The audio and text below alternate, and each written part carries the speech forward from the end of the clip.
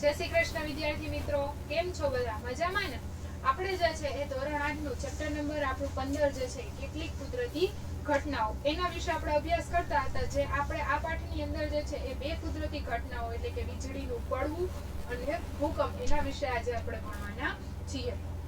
તો આપણે જે છે એ પહેલા વીજળીનું પડવું એના વિશે આપણે માહિતી મેળવતા હતા કે જેની માટે આપણે જરૂર પડતી હતી વીજભારની. તો કે વીજભાર કેવી રીતે ઉત્પન્ન થાય છે, કેટલા પ્રકાર છે, તો એના વિશે આપણે આગલા લેક્ચરની અંદર જોઈ ગયા કે બે પ્રકારના વીજભાર હોય છે, એક ધન વીજભાર અને એક ઋણ વીજભાર.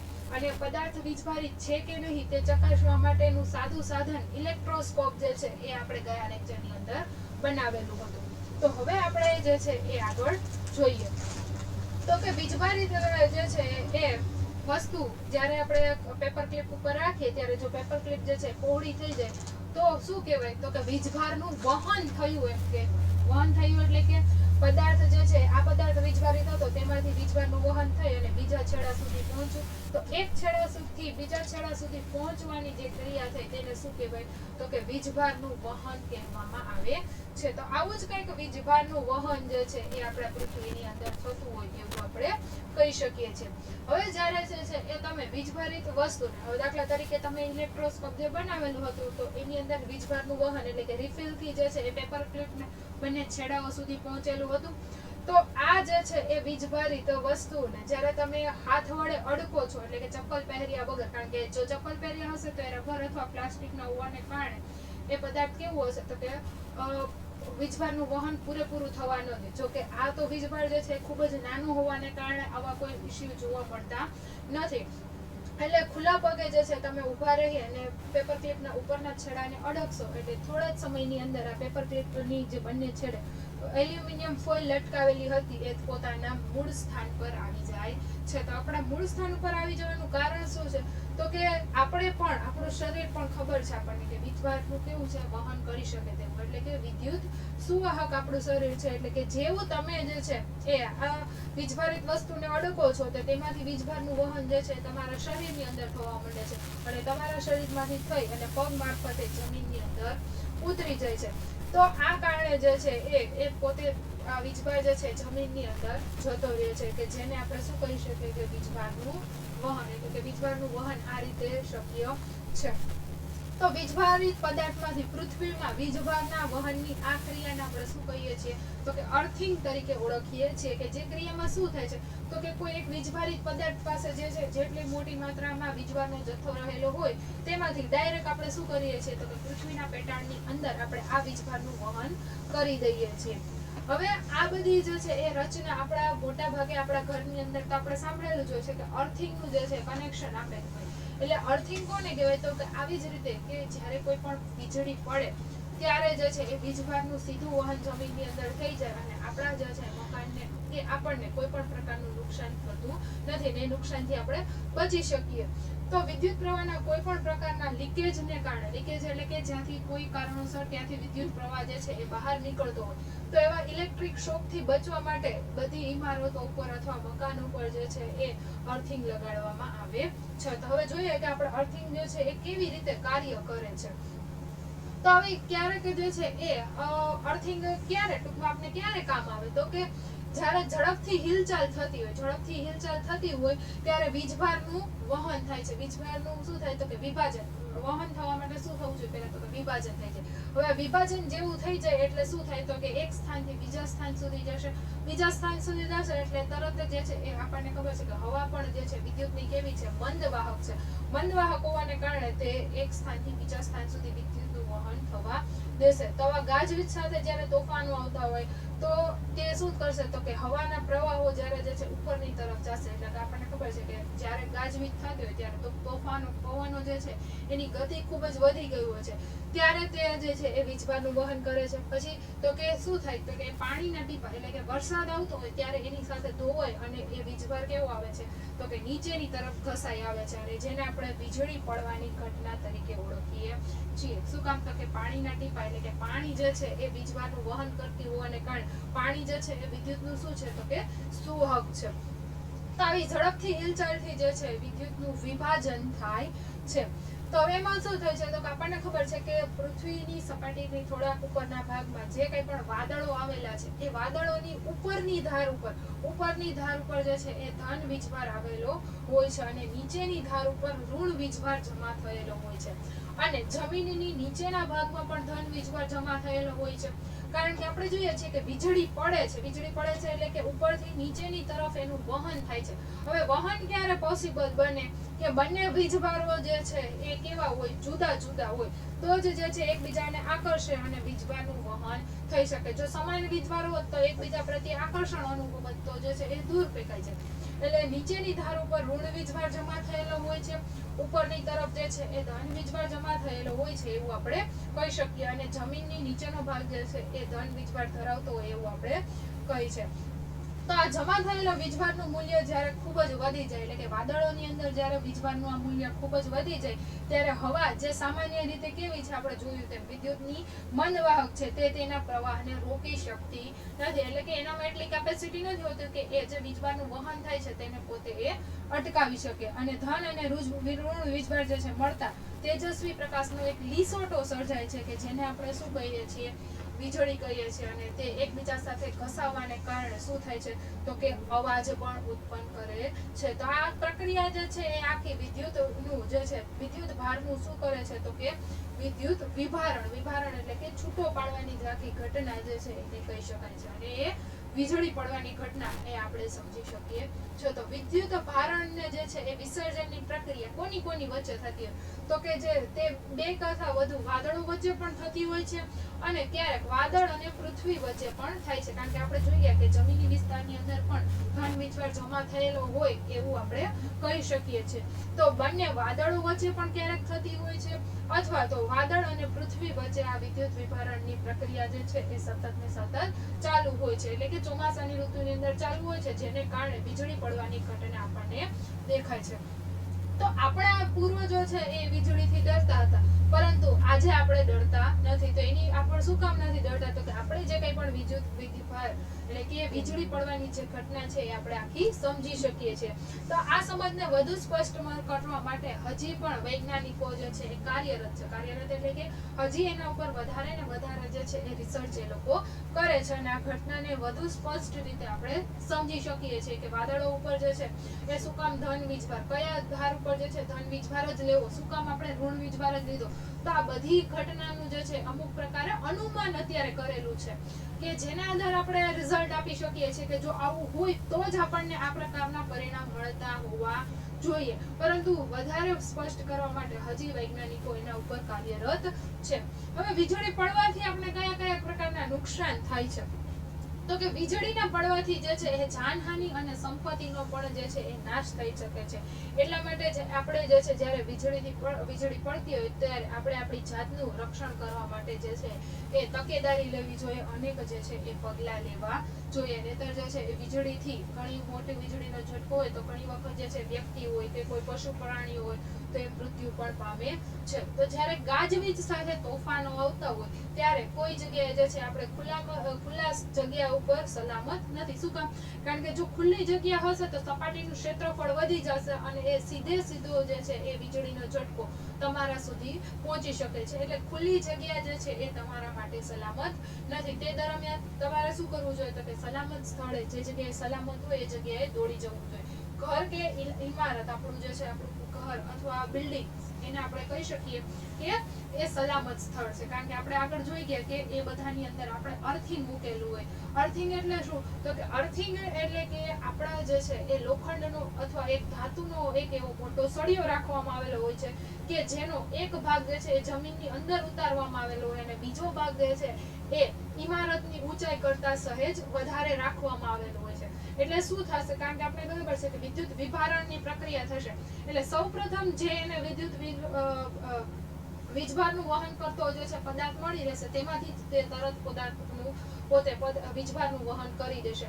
એટલે જો ઇમારતનો સળિયો વધુ રાખવામાં આવેલો હોય તો જેવું વીજળીનો લીસોટો આવશે એ તરત ઇમારત કરતા પહેલા એને જે છે એ ધાતુનો સળિયો મળી રહેશે અને ધાતુના સળિયામાં જે છે એ વીજળીનું વહન થઈ જશે અને તરત જ એ જમીનની અંદર ઉતરી જાય છે. એટલે ઇમારતોને પણ આપણે જે છે એ આવા અર્થિંગની મદદથી આપણે વીજળીના ઝટકાથી બચાવી શકીએ. તો આવી અર્થિંગની રચના જે છે એ આપણા દરેક ઘરોની અંદર આપણે કરવી જોઈએ. ઉપરાંત જે છે એ મોટી મોટી ઇમારતો હોય તેમાં આપણે કરવું જોઈએ. તો આવું ઘર અથવા ઇમારત જે છે એ આપણા માટે સુરક્ષિત સ્થળ છે. આપણે ખુલ્લામાં હોય તો ઘર અથવા ઇમારત હોય એવા સ્થાન ઉપર આપણે દોડી જવું જોઈએ. પછી તો કે મુસાફરી દરમિયાન, એટલે કે આપણે જ્યારે વીજળી પડતી હોય ત્યારે આપણે ટ્રાવેલિંગ કરતા હોય તો આવી મુસાફરી દરમિયાન કાર બંધ કે બસ જે હોય તેના બારી બારણા આપણે શું કરવા જોઈએ તો તે બંધ રાખવા જોઈએ, તે જે આપણને વીજળી સામે સુરક્ષા આપે છે. એટલે કે જો બારી દરવાજા ખુલ્લા હોય તો તરત જ આપણે એને બંધ કરી દેવા જોઈએ, જેથી કરીને આપણે જે છે એની સામે રક્ષણ મેળવી શકીએ. પછી તો કે ખુલ્લા વાહનો કેવા કેવા તો કે મોટરસાયકલ, ટ્રેક્ટર, પછી મેદાનો હોય, ઊંચા વૃક્ષો હોય, બગીચાના જે છે છાપરા અથવા છજા કાઢેલા સ્થળો હોય વગેરે વીજળીના આંચકાથી આપણને બચાવી શકતા નથી. એટલે આવા સ્થળોએ જે છે આપણે રહેવું જોઈએ નહીં. ખુલ્લા મેદાનોની અંદર આપણે ન રહેવું જોઈએ. પછી કોઈ વાહનો ચલાવતા હોય તો આપણે જે છે વાહનોને આપણે સાઈડમાં લઈ અને સલામત સ્થળે ખસેડી દેવા જોઈએ. જો બંધ વાહનો હોય તો આપણે બારી બારણા બંધ કરી દેવા જોઈએ.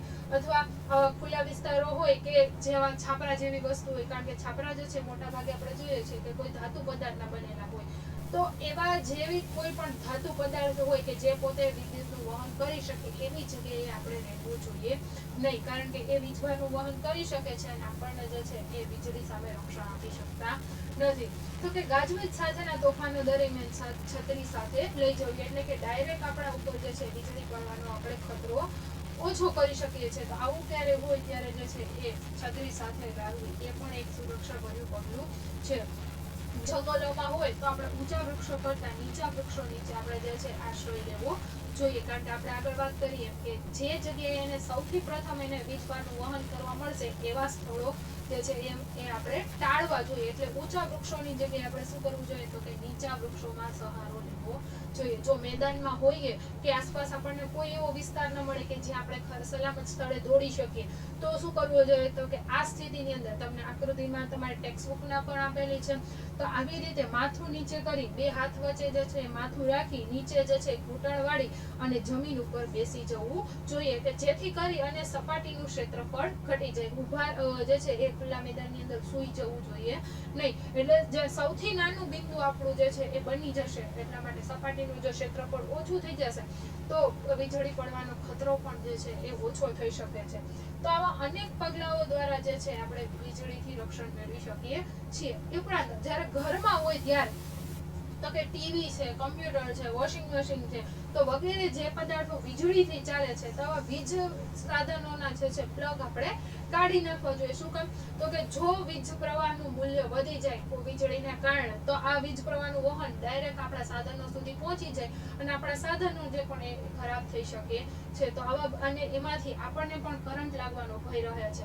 એટલે જે વીજળીથી ચાલતા હોય સાધનોના પ્લગ આપણે કાઢી નાખવા જોઈએ. પછી તો કે મોબાઈલ ફોનનો ઉપયોગ કરવો જોઈએ, લેન્ડલાઇનનો ઉપયોગ કરવાનો આપણે ટાળવો જોઈએ. શું કામ તો કે આ જે છે વાયર, વીજના વાયરો હોય છે. હવે વાયર જે છે એટલે તો એમાં અંદર ધાતુ પદાર્થ હોય અને ધાતુ પદાર્થ આપણે જોઈએ વીજભારનું વહન કરી શકે છે. એટલા માટે જે છે એ લેન્ડલાઇનનો ઉપયોગ આપણે કરવો જોઈએ નહીં. મોબાઈલ ફોન કે હોય કે જેની અંદર આપણે કોઈ પણ પ્રકારના વાયર આવેલા હોતા નથી એનો ઉપયોગ કરવો જોઈએ. પછી તો કે વીજળીની લાઇટો આપણે ચાલુ રાખી શકીએ છીએ, કારણ કે એની અંદર ખૂબ ઓછા માત્રાની અંદર વોલ્ટેજ આવેલો હોય છે અને જે કંઈ પણ પરિસ્થિતિ સર્જાય તો એની સામે આપણે રક્ષણ મેળવી શકીએ. એટલે આપણે જે છે એ વીજળીની લાઇટો આપણે ચાલુ રાખી શકીએ છીએ.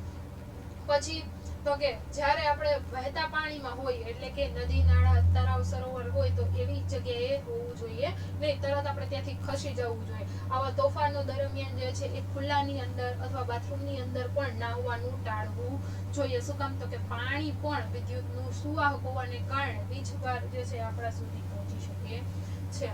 પછી તો કે બારે હોય તો આપણે જોયું એમ કે અર્થિંગ લગાવેલું હોવાને કારણે આપણે પોતે રક્ષણ મેળવી શકીએ છીએ. જો તમે આકૃતિની અંદર જોઈ શકો છો કે જે કંઈ પણ બિલ્ડિંગ છે બિલ્ડિંગ કરતા જે છે એ ઊંચાઈ વાળો જે છે ધાતુનો સળિયો રાખવામાં આવે છે અને એ દિવાલ દ્વારા એનો બીજો છેડો જે છે એ જમીનની અંદર ઉતારવામાં આવે. એટલે શું થાય તો કે જે કંઈ પણ વીજળી પડશે એ ડાયરેક્ટ ધાતુના સળિયા સુધી જશે અને ધાતુનો સળિયો વીજભારનું વહન કરતો હોવાને કારણે એક બીજો છેડા સુધી એ તરત વીજભાર પહોંચાડી દેશે અને સીધો જે છે એ જમીનમાં પહોંચી આવી રીતની જે છે અર્થિંગની રચના કરવી જોઈએ. પરંતુ જો જ્યારે આવા ગાજવીજ સાથેનો તોફાન આવતો હોય ત્યારે આવા અર્થિંગના વાયરને આપણે અડકવું જોઈએ નહીં, કારણ કે એની અંદર સતત ને સતત છે એ વીજળીનું વહન થતું હોય છે.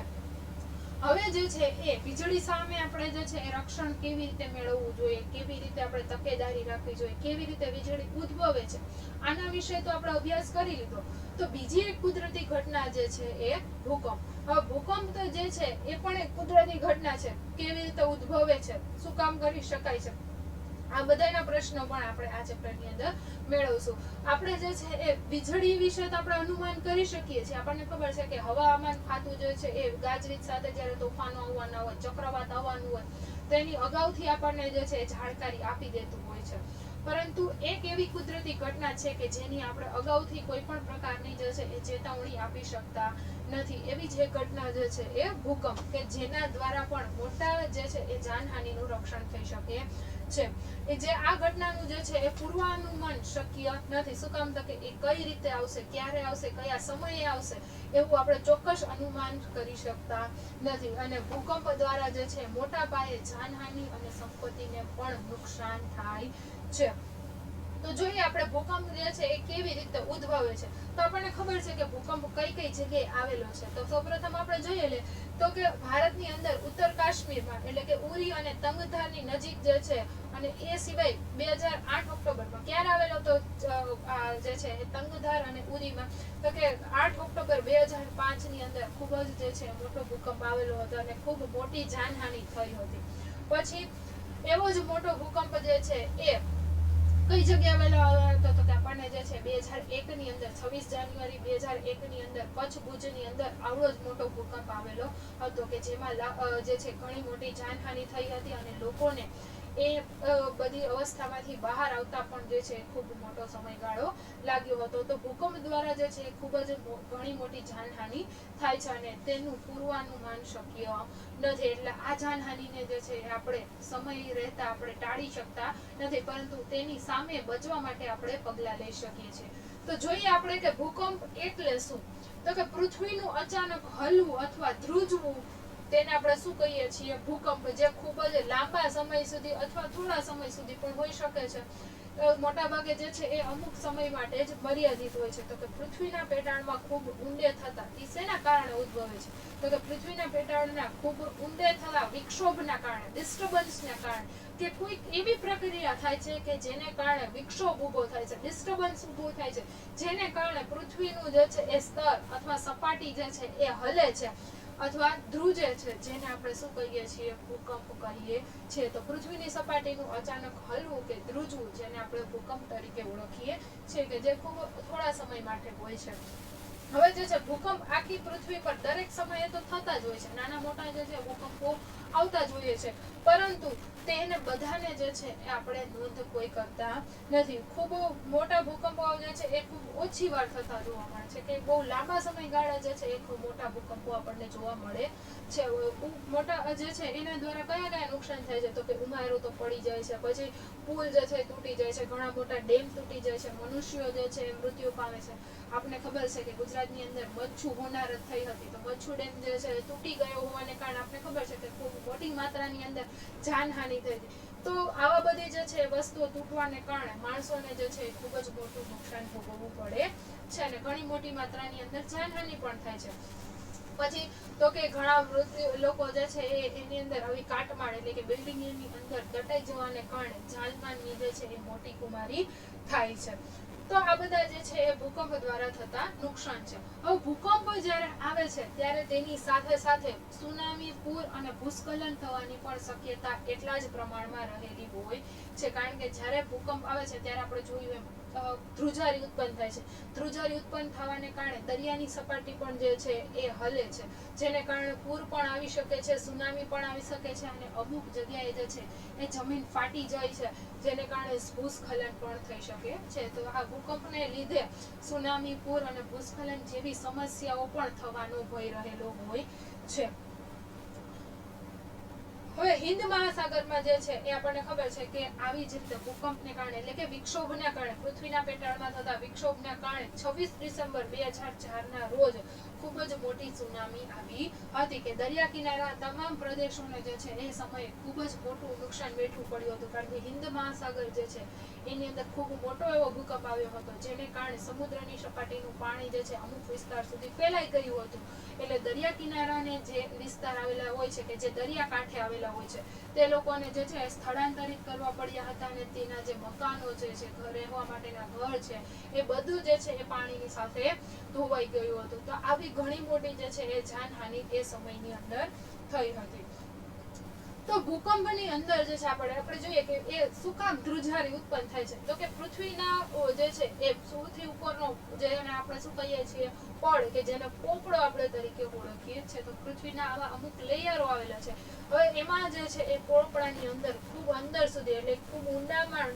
થતા વિક્ષોભને લીધે શું થાય છે તો ધ્રુજારી થાય તો હવે આવા જોઈએ કે વિક્ષોભ કેના કારણે ઉદ્ભવે છે એવી કઈ પ્રક્રિયા દ્વારા જે છે એ વિક્ષોભ ઉદ્ભવે છે તો પૃથ્વીની સૌથી બહારનું પડ પહેલા તો આપણે જોઈએ કે સળંગ નથી કારણ કે આપણે જે છે પૃથ્વીનો ગ્લોબ જોયો હોય ગોળો જોયો હોય તો આપણે ખબર છે કે પૃથ્વીમાં અમુક જગ્યાએ જે છે એ પાણી આવેલું છે અમુક જગ્યાએ જે છે એ જમીની સપાટી આવેલી છે તો તે નાના ટુકડામાં પૃથ્વી જે છે એ વિભાજિત થયેલી છે દાખલા તરીકે આપણે એવું કહી શકીએ કે જો આવી રીતે આપણે 4 ટુકડા પાડીએ કે વચ્ચેના ભાગમાં પાણી હોય પાછો જમીની વિસ્તાર આવે પાણી આવે જમીની વિસ્તાર આવે તો હવે નાના ટુકડાઓમાં વિભાજિત થયેલી છે આપણી પૃથ્વી કે જેને આપણે પ્લેટ કહીએ છીએ અથવા તકતી કહીએ છીએ આવી જ પ્લેટો જે છે એ સતત ગતિમાં હોય છે કારણ કે પૃથ્વી જે છે એ પોતાની ધરી ઉપર અને સૂર્યની આસપાસ પર પરિભ્રમણ કરે છે જેને કારણે આ પ્લેટ જે છે એ સતત ગતિમાં હોય છે એટલે કે ધીમે ધીમે જે છે એની ગતિ થતી એટલે મૂવમેન્ટ તો એની ચાલુ જ છે પરંતુ એ પોતે પણ જે છે એ સતત ગતિમાં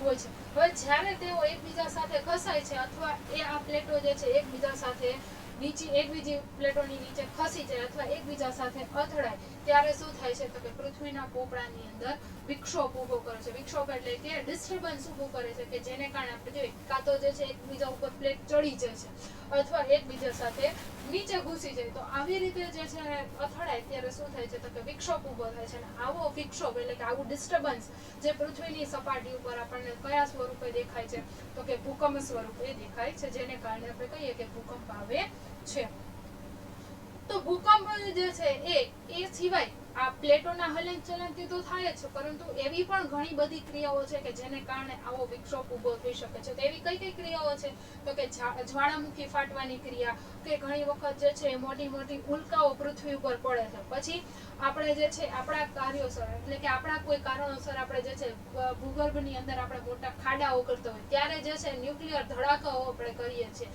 તો આ ભૂગર્ભની અંદર થતા ન્યુક્લિયર ધડાકાઓ એ સિવાય જે છે કુદરતી ઘટના દાખલા તરીકે જ્વાળામુખી જે ફાટવાની ઘટના છે તો એવી રીતે પણ જે છે પૃથ્વીના પેટાળની અંદર થતી ન્યુક્લિયર ઘટનાઓ તો આ બધી ક્રિયાઓને કારણે પૃથ્વી પર ધ્રુજારીઓ થાય છે જો કે મોટા ભાગના ભૂકંપ જે છે કોના કારણે થાય છે તો કે પ્લેટના હલનચલનના કારણે જ ઉદ્ભવે છે આ બધી ક્રિયાઓ જે છે એ ખૂબ ક્યારેક જ આપણને જોવા મળતી હોય ખૂબ નાની માત્રામાં થતી હોય છે એટલે મોટા ભાગના ભૂકંપ જે છે એ પ્લેટોના હલનચલનના કારણે ઉદ્ભવે છે તો એવા જે છે એ પ્લેટની નજીક આવેલા વિસ્તારો કયા છે તો કે જ્યાં પ્લેટની ધાર ઉપર કારણ કે આપણે જોયું કે પ્લેટો એકબીજા સાથે ટકરાય છે અથવા ઉપર નીચેના વિસ્તારમાં ચડી જાય છે તો એ વિસ્તાર ઉપર ભૂકંપ આવવાની શક્યતા સૌથી વધુ હોય છે તો પ્લેટોની ધાર ઉપર ભૂકંપ થઈ શકે તેવા સૌથી નબળા વિસ્તારો હોય છે આવા નબળા વિસ્તારોને સિસ્મિક ઝોન અથવા ફોલ્ટ ઝોન આપણે કહીએ છીએ કે જ્યાં ભૂકંપ આવવાની શક્યતા જે છે એ ખૂબ જ વધારે પ્રમાણમાં હોય છે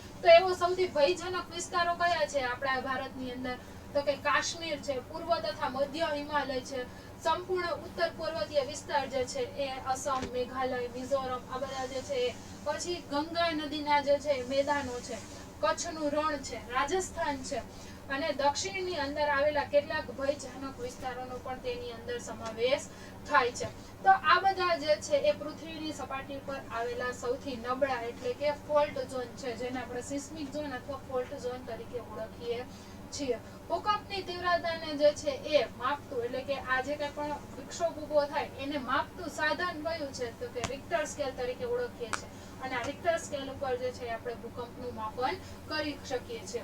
અને જો આ રિક્ટર સ્કેલ ઉપર 7 થી વધારેનો હોય ભૂકંપ તો તે જે છે એ વિનાશકારી ભૂકંપ હોય છે એવું આપણે કહી શકીએ છીએ કે રિક્ટર સ્કેલ ઉપરનું જો માપન આપણને 7 અથવા 7 થી વધારે દેખાડે તો તે વિનાશકારી ભૂકંપ હોય છે અને ખૂબ જ મોટી માત્રાની અંદર તે જાનહાનિ હોય છે. તો કાશ્મીરની અંદર અને ભુજની અંદર આવેલો ભૂકંપ જે છે એની તીવ્રતા 7.5 જેટલી હતી, જેને કારણે ખૂબ જ મોટું નુકસાન વહેંચવું પડ્યું હતું.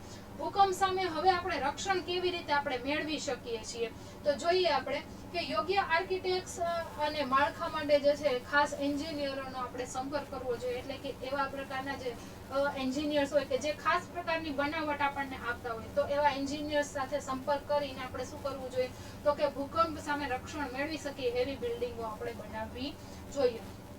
પછી તો કે ઊંચી અથવા સિસ્મિક ઝોનના વિસ્તારોમાં જ્યારે આપણે મકાન બનતા હોય ત્યારે જે છે મોટા ભાગે લાકડાનો ઉપયોગ સારો રહે. શું કામ તો કે જો એ મકાન પડી જાય તો આપણે જે છે એ ખૂબ જ નુકસાન વહેંચવું પડતું નથી. એટલે એ જગ્યાએ તમે જે છે લાકડાનો ઉપયોગ કરી શકો છો અને બને ત્યાં સુધી છાપડા જે છે એ હળવા રાખવા જોઈએ જેથી કોઈ વ્યક્તિને જે છે એ લાગવાનો ભય રહેતો નથી. જો એટલે અને જો કદાચ એ માળખું ભાંગી જાય તો ખૂબ મોટું નુકસાન એને વહેંચવું પડતું નથી. તો ફોલ્ટ ઝોનમાં આવેલા આવા વિસ્તારની અંદર આટલી તકેદારી રાખવી જોઈએ. પછી કબાટની છાજલીઓ કે દિવાલ જે છે એટલે કે કબાટ આપણે જે લગાવેલા હોય મોટી મોટી છાજલી કાઢેલી હોય તો જે દિવાલ સાથે અટેચ કરીને આપણે રાખવી જોઈએ કે જેથી સરળતાથી જો સામાન્ય અમથી ધ્રુજારી આવે તો એ વસ્તુ પડી ન જાય અને આપણને નુકસાન ન થાય. પછી કે દિવાલ ઘડિયો છે, ફોટો ફ્રેમ છે, આ બધા વસ્તુઓનું ધ્યાન રાખવું જોઈએ કે એવી જગ્યાએ આપણે રાખવા ન જોઈએ કે જેથી સહેજ અમથી પણ ધ્રુજારીને કારણે એ લોકોના માથા ઉપર પડે અને લોકોને નુકસાન પહોંચાડી શકે.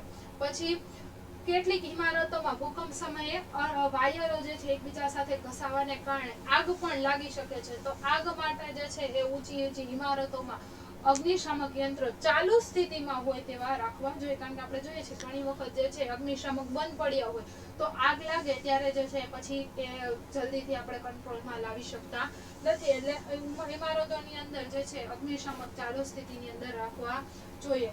પછી જો તમે ઘરે હો અને ભૂકંપ આવે તો ટેબલ નીચે આશ્રય લઈ લેવો જોઈએ અને ધ્રુજારી બંધ થાય ત્યાં સુધી આપણે એક જ જગ્યાએ રહેવું જોઈએ. તમારી ઉપર પડી શકે તેવી અને ઊંચી અને ભારે વસ્તુઓથી આપણે શું રહેવું જોઈએ તો કે દૂર રહેવું જોઈએ. પછી જો તમે પથારીમાં હોય તો ઊભા ન થાવ અને તમારે જે છે માથાનું તમારું રક્ષણ જે છે કોઈ બીજા સાધનો વડે અથવા તકિયાની મદદથી તમારે જે છે એ તમારા માથાનું રક્ષણ કરવું જોઈએ. અને જો ઊંચી ઇમારતો વૃક્ષો તમારા ઉપરથી પસાર થતી હોય તો વિદ્યુતની લાઈનોથી તમારે શું રહેવું જોઈએ દૂર રહેવું જોઈએ અથવા ખુલ્લા સ્થળ ઉપર જે છે એ શોધવો જોઈએ અને જમીન પર આપણે બેસી જવું જોઈએ. કારણ કે જો ધ્રુજારીને કારણે ઘણી વખત જે છે વીજ થાંભલા પડી જતા હોય છે તો હવે વીજની લાઈન જ્યાંથી પસાર થતી હોય તે જગ્યાએથી દૂર રહેવું જોઈએ. જો તમે મોટર કાર કે બસમાં હોય તો બહાર આવવું જોઈએ નહીં. વાહન ચાલકને ધીમે ધીમે જે છે એ ખુલ્લા મેદાનમાં લઈ જવાનું કહેવું જોઈએ જેથી કરી કોઈ વસ્તુ જે છે આપણી ઉપર પડે નહીં અને આપણે જે છે એ બચી શકીએ. અને જ્યાં સુધી ધ્રુજારી અટકે નહીં ત્યાં સુધી આપણે તે જ સ્થાન ઉપર રહેવું જોઈએ. તો આ સાથે જ જે છે આપણું ચેપ્ટર અહીંયા પૂરું થાય છે કેટલીક કુદરતી ઘટનાઓ. તો આપણે ચેપ્ટરની અંદર જે છે 2 કુદરતી ઘટનાઓ વિશે જે છે માહિતી મેળવી અને તેનાથી બચવા માટેના ઉપાયો પણ જોયા. તો આ સાથે જ આપણું આ ચેપ્ટર અહીંયા પૂરું થાય છે. નવા લેક્ચરની અંદર આપણે જે છે નવા ચેપ્ટર સાથે મળીશું. જય શ્રી કૃષ્ણ.